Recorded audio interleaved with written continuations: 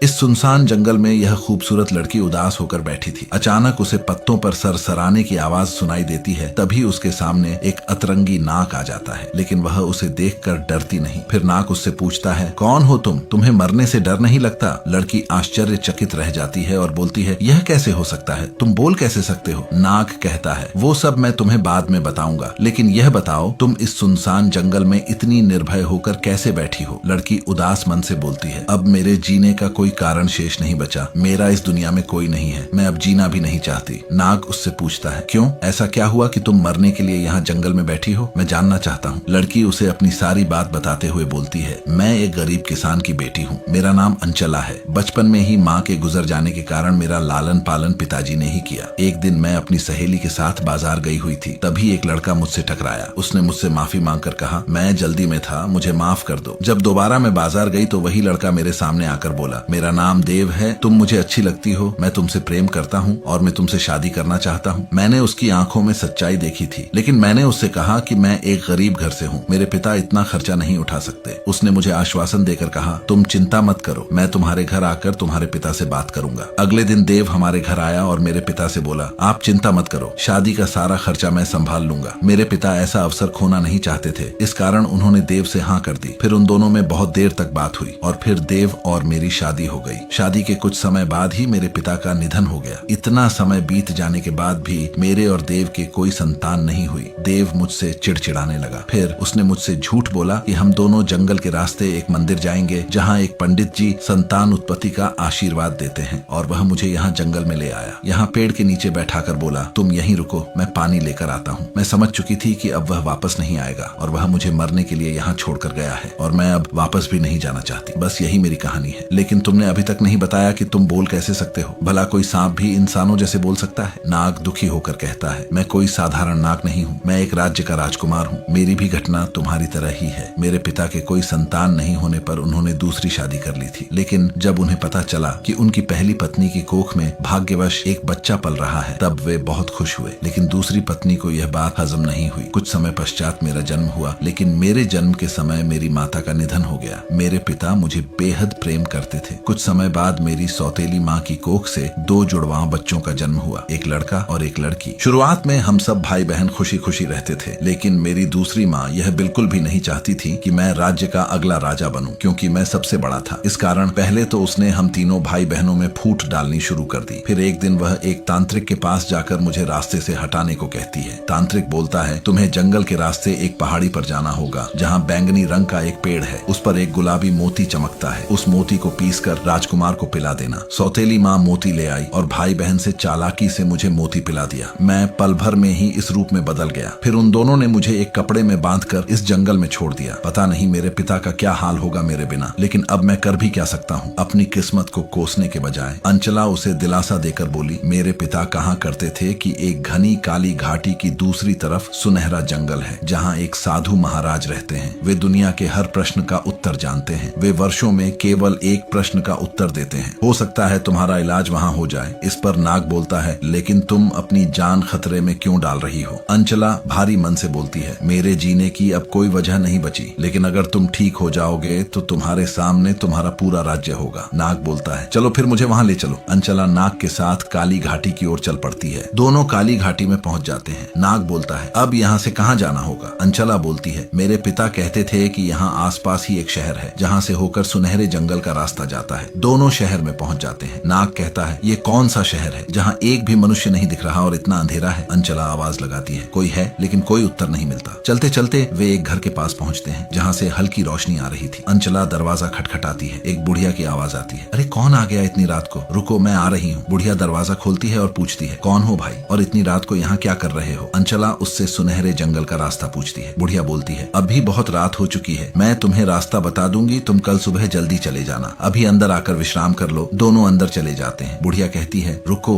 मैं तुम्हारे लिए पानी लाती हूँ। तभी अंचला की नजर एक उड़ती हुई खिड़की पर पड़ती है। असल में वह बुढ़िया एक चुड़ैल होती है। अंचला और नाग खिड़की की तरफ देख ही रहे होते हैं, तभी पीछे से चुड़ैल उन्हें धक्का देकर खिड़की से नीचे गिरा देती है। दोनों गिरते गिरते एक अंधेरी गुफा में पहुंच जाते हैं। नाग बोलता है, अब क्या होगा? अब तो हम यहाँ हमेशा के लिए फंस चुके हैं। मुझे नहीं लगता कि हम यहाँ से निकल पाएंगे। अंचला बोलती है, वैसे भी हमारे जीवन जीने का कोई कारण नहीं बचा। आगे चलकर देखते हैं, शायद शायद कोई रास्ता मिल जाए। दोनों आगे बढ़ते हैं। फिर वे एक जगह पहुंचते हैं जहां चारों तरफ खिड़कियां ही खिड़कियां थीं। अंचला बोलती है शायद इन्हीं में से कोई एक खिड़की सुनहरे जंगल तक जाती होगी। तभी नाग की नजर दो खिड़कियों पर पड़ती है, एक सुनहरी और एक काली। अंचला बोलती है मुझे लगता है सुनहरी खिड़की ही सही रास्ता होगी। वह आगे बढ़ने ही वाली थी कि नाग उसे रोकते हुए बोलता है रुको, ये छलावा भी हो सकता है। जो दिखता है वह हमेशा सच नहीं होता। हमें शहर में जो बुढ़िया मिली थी वो भी एक चुड़ैल निकली। क्या पता वहाँ पर भी वैसा ही कुछ हो। हमें काली खिड़की में जाना चाहिए। दोनों सलाह करके काली खिड़की में कूद जाते हैं। वे फिर एक गुफा में पहुंच जाते हैं। अंचला बोलती है लगता है हम गलत रास्ते पर आ गए। तभी अचानक उनकी ओर एक बहुत बड़ा आग का गोला आने लगता है। अंचला और लाग तुरंत भागने लगते हैं। तभी सामने एक दरवाजा खुलता है और दोनों सुनहरे जंगल में प्रवेश कर जाते हैं और बच जाते हैं। फिर दोनों आगे बढ़ते हैं और चलते चलते वे साधु महाराज के पास पहुंच जाते हैं। अंचला सारी घटना साधु को बताती है। साधु एक जड़ी बूटी देते हैं और नाग को खिलाने को कहते हैं। जैसे ही नाग जड़ी बूटी खाता है वह वापस राजकुमार बन जाता है। राजकुमार कहता है बाबा आपका कोटि कोटि धन्यवाद, कृपा करके हमें हमारे राज्य पहुंचा दीजिए। साधु एक जादुई घेरा बनाते हैं और दोनों उसमें चले जाते हैं। वे राज्य के बाहर पहुंच जाते हैं। राजकुमार अंचला से कहता है तुम मेरे साथ चलो, मैं राजा बनूंगा और तुम रानी। अंचला तैयार हो जाती है। जब राजकुमार राज्य में प्रवेश करता है तो लोग जय जयकार करने लगते हैं। राजा दौड़कर आता है और राजकुमार को गले लगा लेता है। राजकुमार अपने पिता को सारी बात बता देता है। राजा क्रोधित होकर अपनी पत्नी और दोनों बच्चों को बंदी बनाकर कारागार में डाल देता है। इसके बाद राजकुमार और अंचला विवाह कर लेते हैं। अंचला रानी बन जाती है। भाग्य से कुछ समय बाद अंचला एक पुत्र को जन्म देती है और फिर राजकुमार और अंचला अपने परिवार और राज्य के साथ खुशी खुशी जीवन बिताते हैं।